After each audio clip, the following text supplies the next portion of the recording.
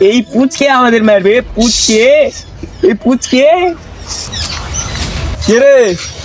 এই পুচকে মারবে আমাকে? পুচকে এমন কি করবে না? হ্যাঁ,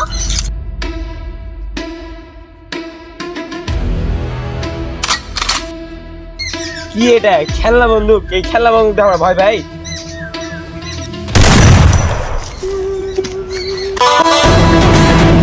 ভয় করিস না, মুখ দেখে।